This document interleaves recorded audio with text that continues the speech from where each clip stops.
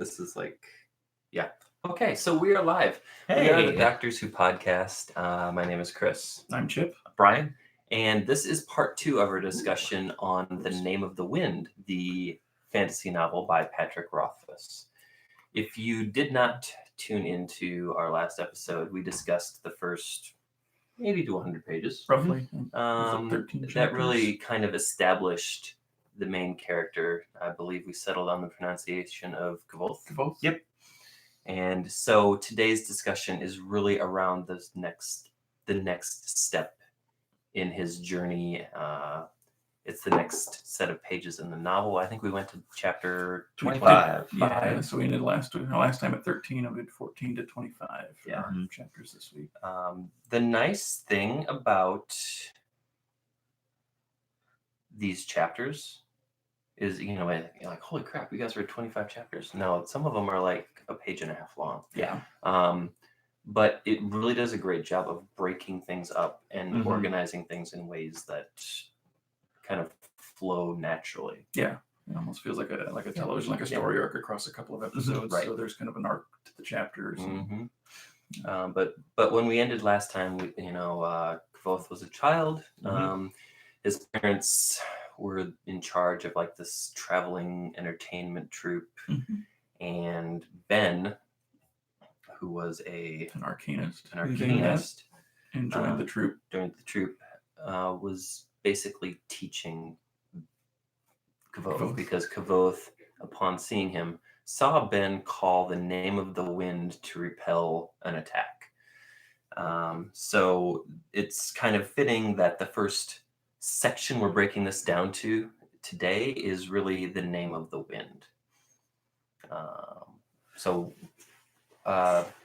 Without any further ado, do you have something? I was just going to add, everything that we read last time was everything going right. It's interesting to see how with the name of the wind, everything goes not right. Yeah, it starts to show that his ambition's a little big for his britches at the time. Sure. So, yeah, in the first chapter that we're talking through tonight, he calls the name of the wind and he binds it to his own lungs and basically starts to suffocate because he's unable to breathe. And then, so Ben is able to save him, but Ben starts to scale back a lot of the teaching and, not necessarily move as quickly as he was before. So it's kind of the foreshadowing of maybe his ambition might be a bit of a hindrance to him at times. Well, and then they get to, I think it is Hollowfell. Yep. And Ben leaves the troop. So he falls in love and he goes to become a brewer. Right. Yeah, that was pretty funny. Cheers to Ben. That's a good choice. But really what struck me there is like, you know what? Ever since that incident where he had to save Kvothe, he had been looking for a way to get out. Because it's not that he doesn't want to teach him, but he's afraid of what is going to happen if I continue to give him this knowledge. That was my takeaway from that. I think there's and I think that's kind of underlying a lot of it's kind of a subtext, I guess, through the Ben chapters that he realizes that Kvothe has this just high aptitude for learning and retaining this information, but how he's going to use it, where he's going to use it, who he might use it against. It's I think there are some underlying fears in Ben absolutely as he's going through this. And this, if I can just interrupt for a second, if you are watching, feel free to utilize the chat function. We would love to field any questions. We would love to interact with any comments or things of that nature. So please hit us up and let us know what you think. So after Ben leaves, Kvothe has this emptiness, right? Because he basically has spent his entire waking existence just being a sponge, and now he doesn't have that, for lack of a better word, water source, right? And the troop tries to keep him busy. Like his father works on like acting, and his mother's training him in like polite society. And he learned fencing and all of behavior and swordplay and all that stuff. But he really finds that he still has that void. And so he finds himself on occasion going off on a regular basis, going off and just kind of being alone, like trying to really figure out who he is. He's Yeah. really coming of age and doesn't know what he wants to do with his Mhm. life. So when I was a kid, I didn't really like to be alone. You know, it was boring. But now, as I am now at the wizened age of 40, I might catch you someday, Chip. That Only means if I you would have to die. I find that just like being alone in nature is amazing. Mhm. It is. So Yeah, I kind of crave those moments. And yeah, cherish them when I do get them. it's so. I guess my plug is, if you have the opportunity to do so, try it. Maybe you should Yeah. take your phone outside and watch the rest of this podcast or video cast while being out in nature. Yeah, there you go. Be That's a nature. great idea.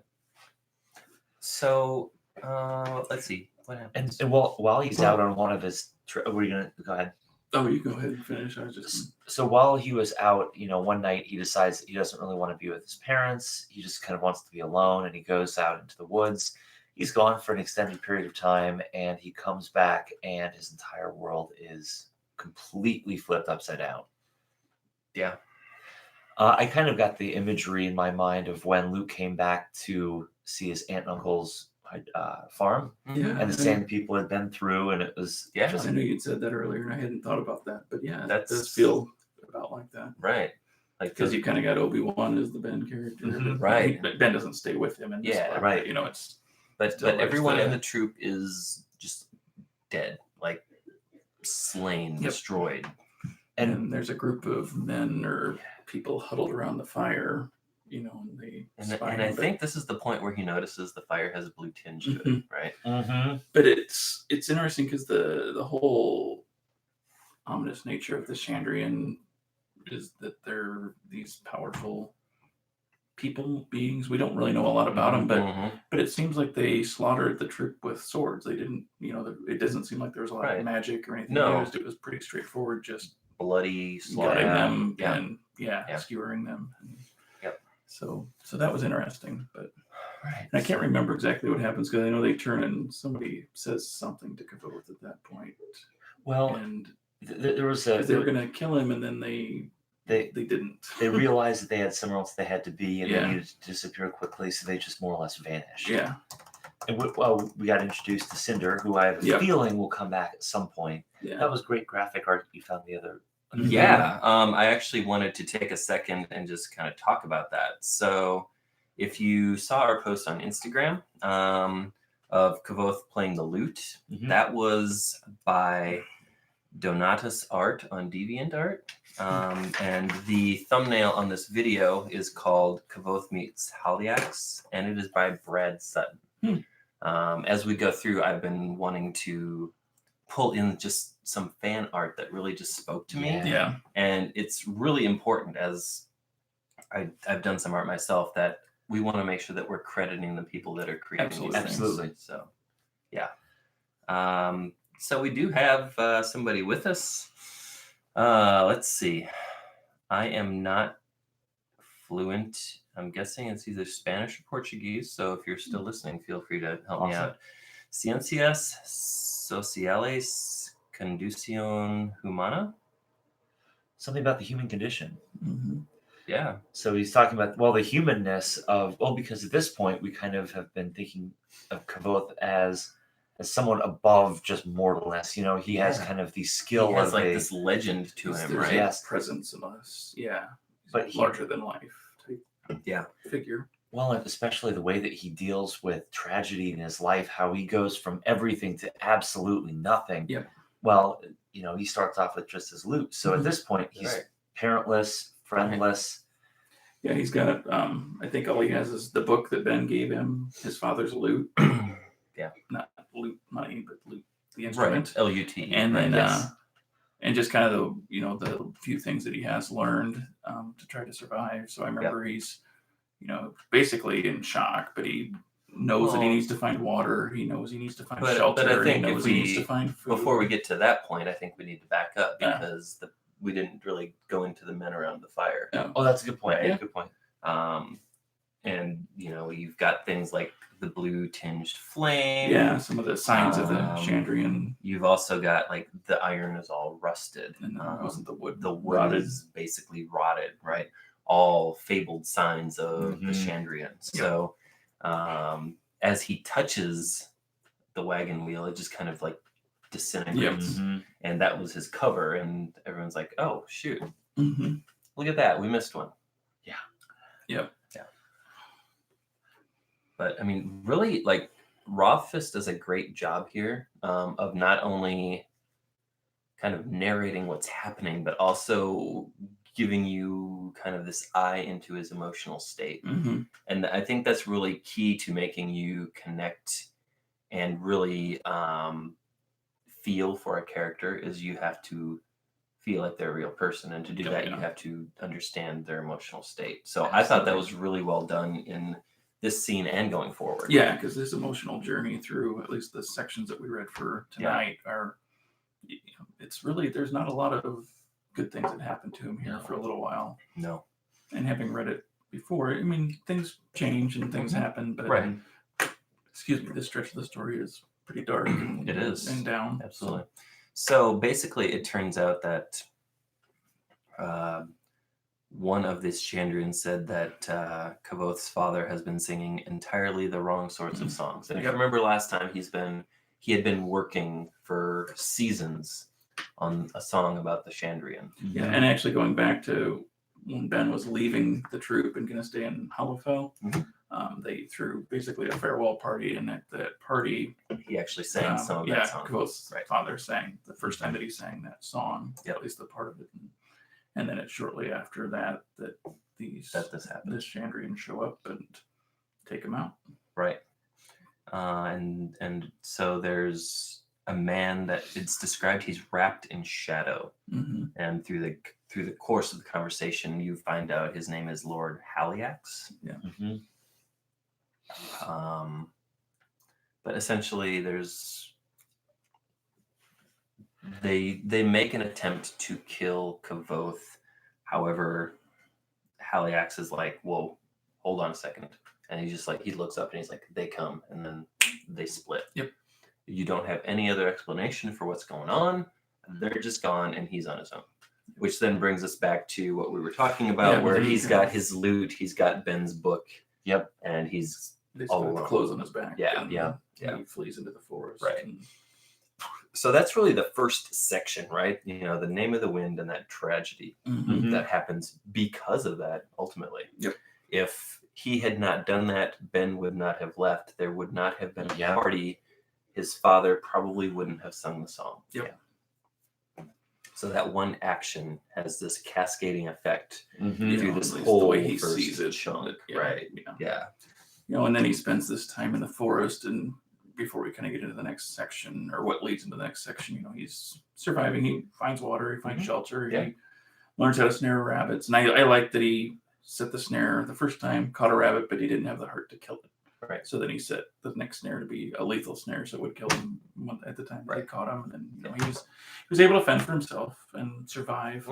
And he basically spent his time playing his father's lute, all the time, until the string broke. And then another string. He learned to play with 5 strings. And then he learned to play it with fewer strings. And eventually, here's the thing, Brian, and I know Brian, you play the guitar as well, but like I have no music having learned to play musical instruments, so I took piano, I know how to play the trombone, I know how to play the bass guitar. Just like the thought of just playing for a full day, for one thing, is agonizing. And then like the string breaks and you learn to play, you don't need that string. It's irrelevant. And so he learns to play with one less string, and then another one breaks and he learns to play with one less string until he gets to the point where he's like, okay, now it's just not useful. But just for me, from a musical aspect, I'm just like, wow.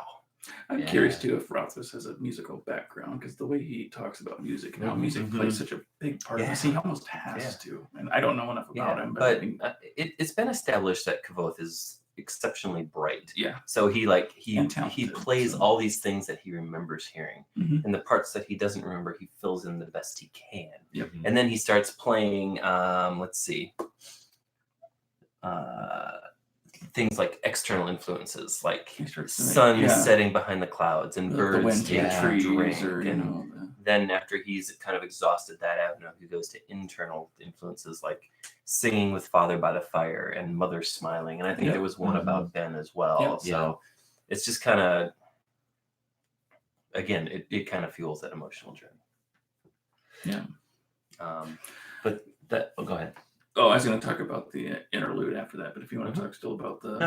I was going to continue on. You're good. Oh, I was going to say, so after we kind of spend the time with Kvothe in the forest and surviving and playing the music, we have an interlude chapter where we're back at the Waystone Inn, and Kvothe goes out to fetch some firewood while Bast and the chronicler kind of, make further amends between, because the last interlude they kind of had a go at each other, and but it's at that point where Kvothe is out on his own getting the firewood, and he just breaks down into tears, because I think it's the first time he's probably really told this story. It's the first time happened, he's recounted and he's any really of this. thinking about it. And Yeah. he lets himself feel those emotions. Probably for the first time since them.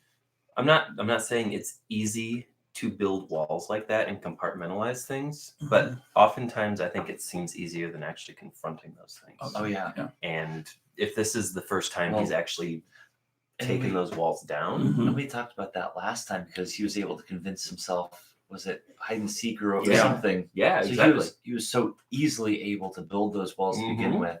Yeah, I had forgotten about that. That's a great and point. that kind of comes into some other stuff that I was thinking about as I read it, where as he spends this time in the forest, and he eventually moves into Tarbean, this city, to get more strings for his lute. Yeah, because that's ultimately what pulls him out of the forest. Right. He's like, and it starts to wake him up a little this. bit, but he talks about, that, his quote was, "Make no mistake, I was not myself. At least I was not the same person I had been a span of days earlier." So he's really just kind of lost and very, he internalized everything. But how much of it is similar to him as Coat, as the innkeeper, that he's not himself? He's made that kind of statement earlier where he doesn't feel like himself, or he forgets things, or now and then he has a moment where he's Kvothe again, but he, there's things that he's not remembering, but it goes back to, has he compartmentalized parts, of his history so that he doesn't really remember them, or he's hiding from something, or hiding from himself. And Maybe as we have in the chat, he lies to himself, basically. Yeah. Oh yeah, absolutely. That's a good point. It's a great point, because it is the human mind has an amazing ability to shield itself from pain and grief and anguish and hurt. And there are so many different avenues that can take. So this is getting pretty deep. Yeah. Maybe I should have some more whiskey.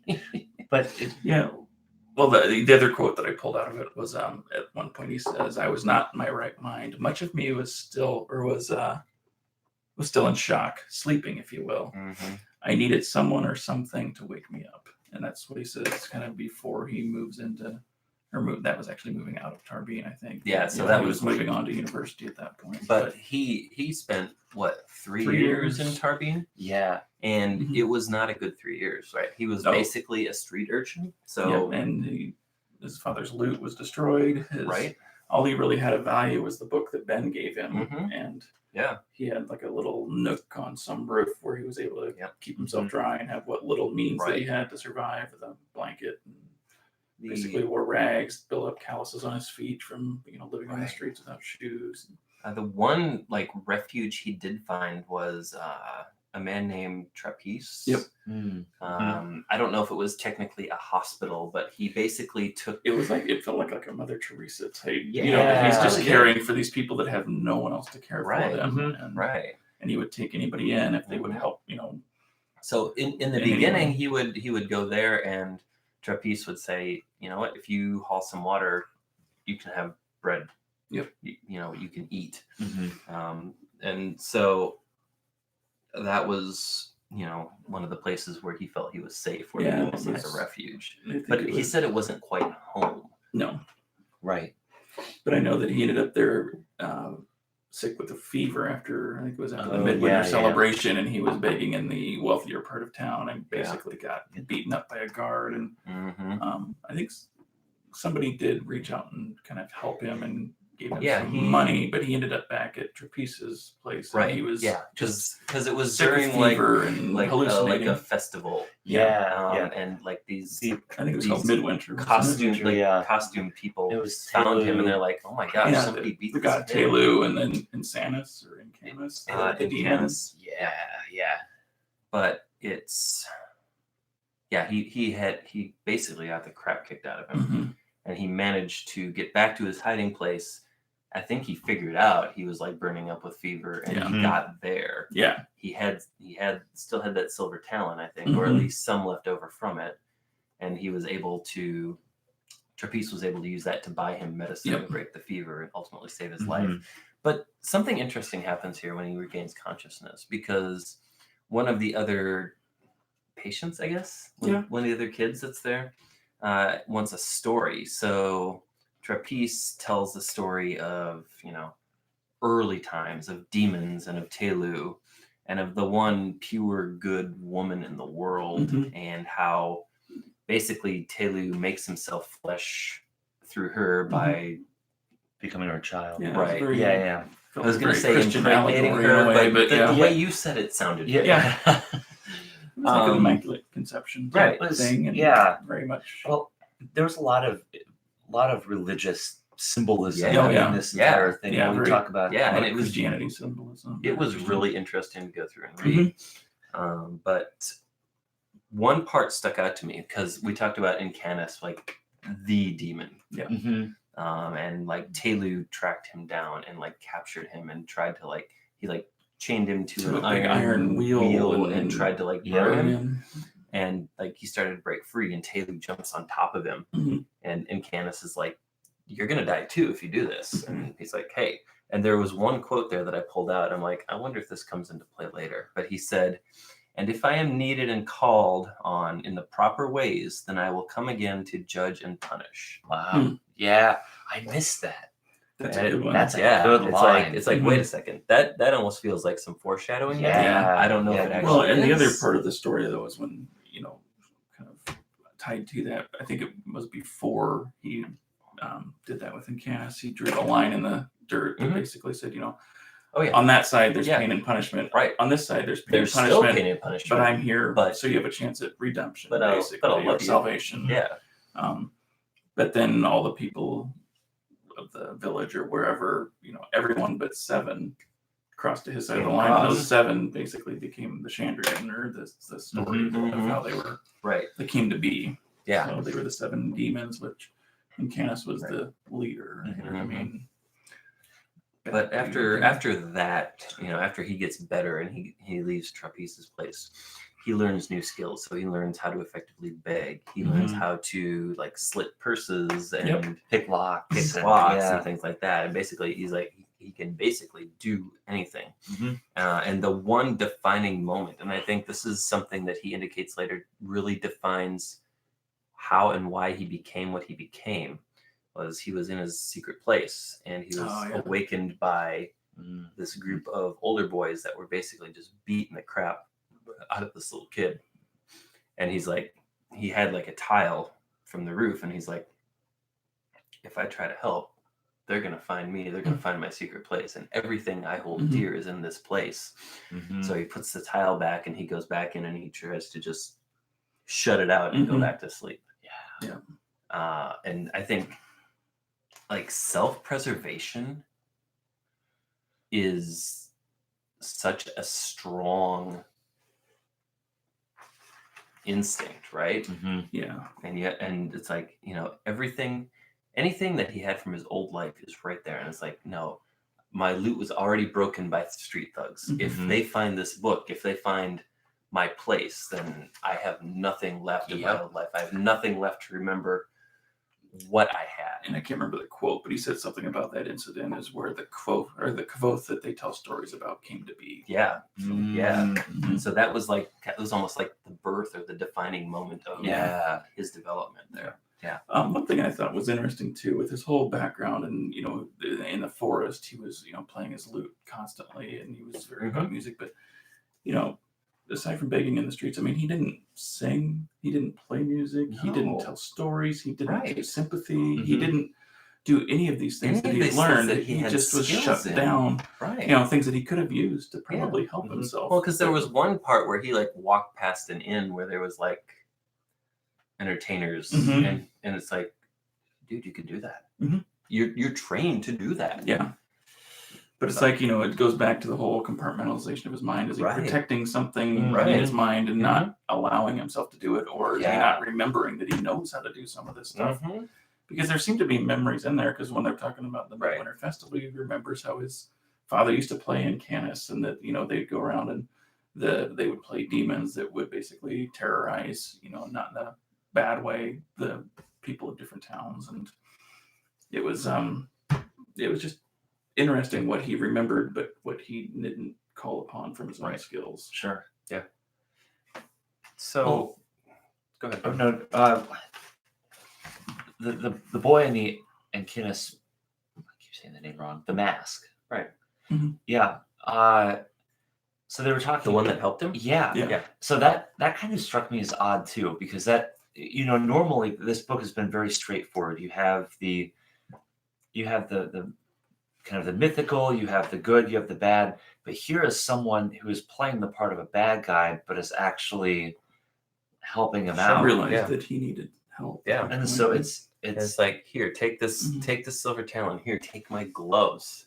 I mean, he would have stayed and like gotten him to safety, but the other one's like, no, if somebody sees us, they're gonna think we did this. Mhm. but I Again, just- self-preservation. But I kind of get that feeling where everything that we had kind of thought was cut and dry is really not Right. nearly so.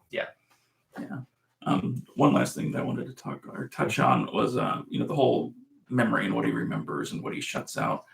He does talk about the gates in the mind that protect it, from extreme pain. Mhm. So he talks about the gate of sleep, the gate of forgetting, the gate of madness, and the gate of death. And he says repeatedly that while he was in the that's right, woods yeah. and in Tarbean, that, to the point where we haven't gotten to the point where Scarpy is telling stories, Mhm. but he talks about up until that point, which we'll get to in the next discussion, his mind was sleeping. And he Right. also talks about things that are locked away behind the gate of forgetting, that, his parents' death, he hasn't really confronted it or talked Mhm. about it. The Chandrian, just things that are Yeah. kind of lurking back there that he's not allowing himself to remember right now, or Right. is he maybe subconsciously not allowing himself to remember, that he's compartmentalized it and hid it from himself like he did Yep. earlier in the book. Yeah, but that's really kind of there's an interlude chapter where we're stopping, Mm-hmm. where he kind of pauses from his story. We're back with Bast and the chronicler in the end, Mm-hmm. and Bast asks why he said that night made him who he was, and he said, "Bones mend, regret stays with you forever." And I thought that was just Mhm. another That's a- yeah, powerful good moment. quote. Yep. And kind of like what we talked about earlier, it's like, he asked, well, why did you stay there for 3 years? Why didn't you go back to Ben? Right. And that's when he said, I was not in my right mind. Yep. Yeah, he's He like, was- we're, that was a mind great was we're, slipping. we're creatures of habit. He's like, I'm still hiding from the pain of what happened. I was asleep, if you Mhm. will. Mm-hmm. And he said, I needed someone who could remind me of things and give me a reason to leave. Mhm. And he said, like, the waking last up, sentence of that chapter is basically that was Scarpy, Mhm. who Mhm. is an acquaintance of the chronicler. Yep. Good tie-in. Yeah. I think that's the one when Chronicler mentioned him early on. Yep. That's what triggered Yeah. both to say, okay, well, maybe I will tell him my story. Yeah. I'm So- really Go ahead. excited for where this is going. Mhm. I mean, you can definitely tell that the character has had a redemption moment. He's kind of had the high and he's had the low. Mhm. And as a first time read through, I'm really interested to see where this is going, Mm-hmm. because you can tell it. He's built, like, the author is building up to something. I can't quite figure out Mhm. what that is yet. And But- me having read it once and now going back through, it's like, it's been so long ago and I've read other things since then. So when I get to points, I'm like, oh yeah, that's right. Yep. But I don't Mhm. I don't have the whole plot mapped out as I'm like, oh, I'm Yeah. looking forward to this piece. I'm almost like discovering these things new as I read Yeah. them, which Mhm. is kind of cool. And I have some major plot points. This is my third time through it, and I know that there's some things coming up that I'm really excited about. But what I really appreciate is just how he layers on this character, and They're alive. you know, there's a lot, you know, that he's a prodigy. You know, he learns fast, but his ambition is really great, and things that But it's happen also that we're his coming downfall. up to, you know, his ambition gets the best of him, or Right. his Mhm. arrogance. You know, he knows, you know, Mm-hmm. once he gets to certain places, he knows more than everybody else, and he knows it. Right. But he doesn't really know as much as he thinks he does, and has Yeah. some moments of where karma kind of catches up to him. Yeah. a little Yeah. bit, so Really good read. Mhm. So next time we're going to come back to you on our regularly scheduled night on Wednesday in just under 2 weeks' time. Please check us out on Instagram and Twitter at TDW Podcast. Our email, if you want to get a hold of us, is tdwpodcast@gmail.com. And you can check us out at our website, where all of our contact information is available, at www.tardiscast.com. Did I miss anything? I don't believe so. I don't think so Great. either. Tell your friends. I Yeah, know it's not that's really a good what you one. were getting. Yeah. Tell your friends if you like what you heard. We would love to hear your feedback. If you're like, hey, I love that you did this, but this was shit. We want to hear about that. It's much better than you clicking the downvote button. Yeah, tell us why you didn't like it, Right. Tell us what's not or what we working can for do you. better. You know, We potentially might listen to you. We might say, like, I don't know. I think you might be crazy. But you'll certainly be you'll certainly be heard, You will, regardless yeah, of the case. exactly. We'll definitely think about whatever's So written. please reach out with That'd be awesome. with any feedback. And then we look forward to seeing you in 2 weeks' time as we tackle the next section of this book. which will be the next 100 or so pages. I really figured I memorized a lot of words. You make Michelle read it too, you don't Allons-y. AT. All right. Thank you, everybody. We will see you next time. All right. Allons-y.